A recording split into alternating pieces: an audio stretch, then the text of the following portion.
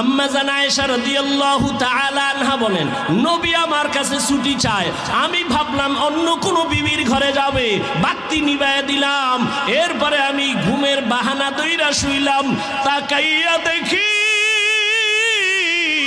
রহমতের নবী নামাজের মুসাল্লায় দাঁড়ায় গেছে। আমার হুজুরার একটা পার্শ্বে দাঁড়াইছে। রহমতের নবী তো মাঝে মাঝে নামাজ পড়েন, আজকে দেখি ভিন্ন অবস্থা। নবী নামাজে দাঁড়াইয়া এই যে কান্নার আওয়াজ। রহমতের নবী আলহামদু সূরা পড়লেন, আমি তো ঘুমের বাহানায় আছি। রহমতের নবী মাত্র নামাজে দাঁড়াইয়া আলহামদু সূরাটা শেষ করলেন। এরপরে সূরা বাকারা। ভাবলাম মাঝখানে গিয়া নবী বোধহয় রুকুর মধ্যে যাবেন। না, রহমতের নবী পুরা সূরা বাকারা পড়তে পড়তে শেষ। এবার বুঝি রুকুর মধ্যে যাবে।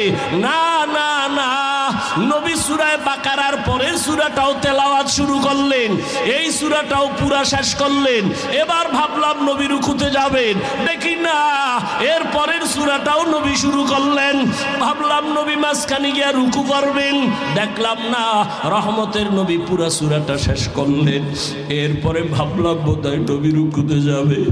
আমি আয়েশা খেয়াল কইরা দেখি মায়ার নবী আবার পরের বড় সূরাটা শুরু করলেন। আর নবী কান্না করে দাঁড়াইয়া, দাড়ি থেকে চোখের পানিগুলো পড়ে পড়ে দাড়ি ভিজিয়া নবীর জামা মুবারক ভিজে গেল। রুকুরও খবর নাই। মায়ার নবী দীর্ঘ রাত এক রাকাতে দাঁড়ানো। এই পরিমাণ আমি আয়েশা কোনদিন নবীরে দেখি না এত কষ্টে দাঁড়াইয়া। নবীর পা মুবারক ফুলিয়া যাইতেছে, এমন এক অবস্থা। দীর্ঘ সময় অতিবাহিত হওয়ার পরে মায়ার নবী এবার রুকুর মধ্যে গেলেন।